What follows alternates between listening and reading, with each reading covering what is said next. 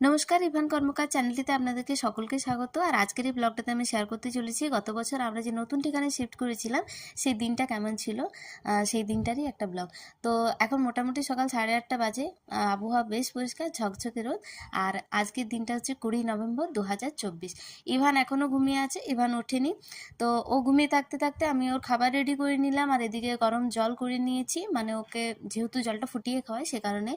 আর ইভানকে ঘুম থেকে তোলার পর ওর বাবা ওকে রেডি করে দিচ্ছিল, কারণ আমাদের ট্রেনের টাইম হয়ে যাচ্ছে, আর আমাদের বাড়ি থেকে স্টেশন মোটামুটি 7-8 কিলোমিটার দূর। আমরা আজকে তার নতুন ঠিকানায় যাচ্ছি।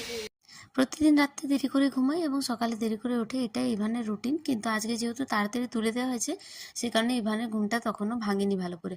আর এই যে আমাদের গাড়ি এসে গিয়েছে, তো মনটা একটু খারাপ লাগছে যে বাড়ি ঘর তো সমস্ত কিছু ফেলে আমাদেরকে যেতে হচ্ছে নতুন ঠিকানায়, যদিও তার কারণটা অন্য। আর এই যে এই জায়গাটাতে ইভানের অন্নপ্রাশনের সময় রান্না হয়েছিল, তো সেটা আমি একবার দেখে নিলাম। আর গাড়িতে উঠে ইভানের সঙ্গে আমি একটু মজা করছিলাম যে তোমাকে আমি কোলে নেব না, আমি চলে যাচ্ছি গাড়ি চেপে অন্য জায়গা। তো যাই হোক, বলতে বলতে দেখো আমরা বেরিয়ে পড়লাম বাড়ির থেকে। এরপর আমরা যাচ্ছি স্টেশন। আজকে আবহাওয়াটা বেশ পরিষ্কার, এখন 10টা বাজছে, কিন্তু রোদ এমন দিয়েছে, মানে খুব বেশি রোদ না হলেও হাওয়াটা চলেনি বলে খুব গরম লাগছে। বলতে বলতে পৌঁছে গেছি বাঁকুড়া স্টেশন। অনেকদিন বাঁকুড়া স্টেশনে আসা হয়নি, এসে দেখছি যে বাঁকুড়া স্টেশন নতুন করে সাজানোর কাজ চলছে। আর যেগুলো গাড়ির যে মানে পার্কিং এরিয়া ছিল সেগুলো বন্ধ হয়ে গেছে, সে কারণে সবাই স্টেশনের সামনের চত্বরে গাড়ি টাড়ি রেখে দিয়েছে। তো আমি সেদিকে তাকাচ্ছিলাম, কারণ ইভানের বাবা টিকিট কাটতে গিয়েছিল। আর ওদিকের ওভারব্রিজ বন্ধ, সে কারণে এখন নতুন ওভারব্রিজ দিয়ে আমাদেরকে প্ল্যাটফর্মে নামতে হবে। আগের ওভারব্রিজ বন্ধ, আর এই নতুন ওভারব্রিজে এত বেশি সিঁড়ি, মানে পিঠে ভারী ব্যাগ বাচ্চা নিয়ে উঠতে আমার ভীষণ কষ্ট হচ্ছিল। কারণ পুরনো যে ওভারব্রিজ আছে সেখানে একটা লিফটও ছিল। বয়স্ক এবং যারা বেশি লাগেজ নিয়ে যাওয়া আসা করে তাদের পক্ষে ওই লিফটটা যাওয়া আসার সুবিধা ছিল, কিন্তু এই লিফটটা এখন বন্ধ। তাহলে আমাদেরকে হেঁটে সিঁড়ি ভেঙে যেতে হচ্ছে। আর এই যে ইভানের বাবা আর ইভানের ঠাকুমা হাঁপিয়ে গেছে এতগুলো সিঁড়ি উঠে, আমিও হাঁপিয়ে গিয়েছিলাম। কিন্তু আমি ভাবলাম যে একেবারেই থামবো, প্ল্যাটফর্মে নেমে সেখানে যেয়েই রেস্ট নেব। আমি বললাম না স্টেশনে কাজ চলছে, রেল লাইনগুলো নতুন করে তৈরি হচ্ছে।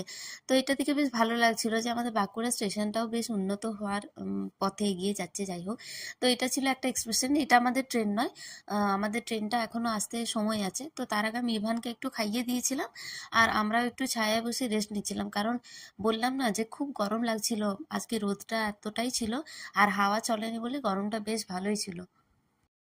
ট্রেন আসতে লেট আছে এবং গরমও লাগছিল, সে কারণে ইভানের শীতের পোশাকটা খুলে দিয়েছিলাম। আর ওকে নিয়ে শান্তভাবে এক জায়গায় বসে থাকা যাবে না, হেঁটে চলে বেড়াতে হবে, এটাই ওর নিয়ম।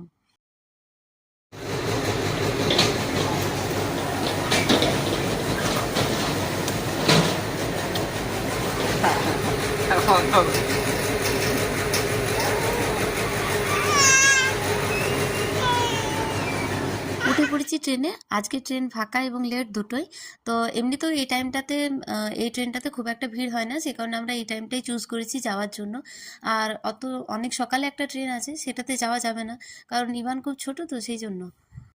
ফাইনালি বাঁকুড়া স্টেশন থেকে ট্রেন ছাড়লো, শুরু হলো আমাদের যাত্রাপথে। এখন 4-5 ঘন্টা আমাদের এক দীর্ঘ জার্নি করতে হবে।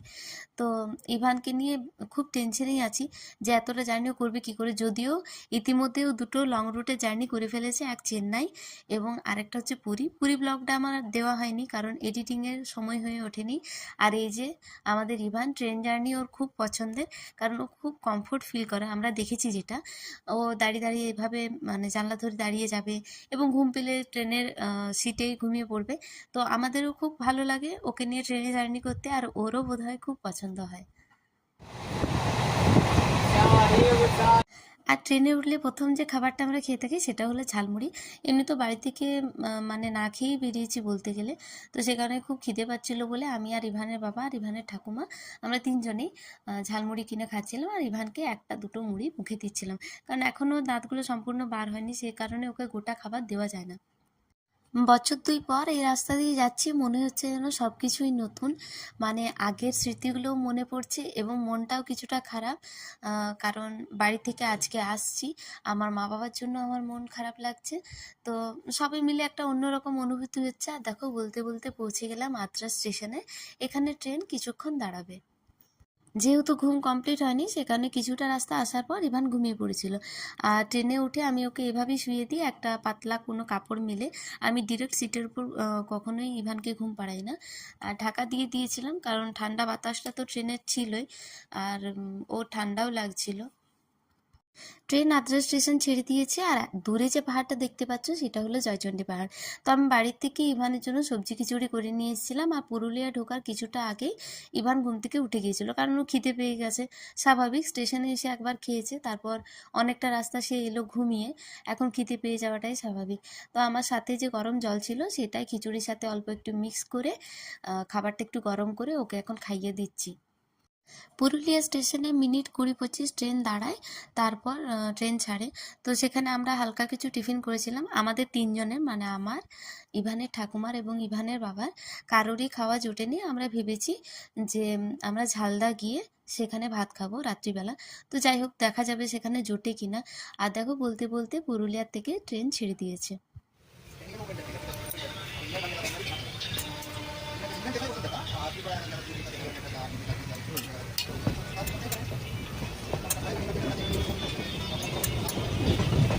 পুরুলিয়া থেকে কিছুটা আসার পর ট্রেন আরও দাঁড়িয়ে গিয়েছিল আর দেখছি যে ধান কাটা শুরু হয়ে গেছে।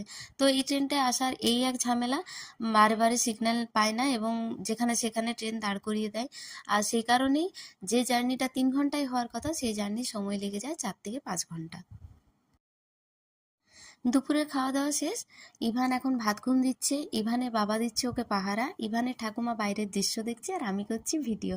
আর এইসব করতে করতে আমরা পৌঁছে গেলাম কোটশিলা স্টেশনে। এখান থেকে ঝালদা স্টেশন আর একটা স্টেশন পরে। অনেকদিন পর আসছি এবং এখানেও দেখছি যে নতুন রেল লাইন পাতার কাজ চলছে। তো এই রেল লাইনটা হয়ে গেলে আমাদের যাওয়া আসার সময়ে কিছুটা সেভিংস হবে। মানে এতদিন পর্যন্ত পুরুলিয়ার থেকে ঝালদা পর্যন্ত লাইন সিঙ্গেল লাইন ছিল, এখন ডবল লাইন হচ্ছে। আর এই দেখো, বলতে বলতে পৌঁছে গেলাম ভুতিয়া স্টেশন, মানে বেগুনকোন্দর। অনেকে এই স্টেশনটাকে ভুতিয়া স্টেশন বলেই জানো এবং এই স্টেশনে অনেক কাহিনী আছে। যাই হোক, আমি সেসব কাহিনীর কিছুই জানি না। আর এরপরেই আমরা পৌঁছে যাবো ঝালদা।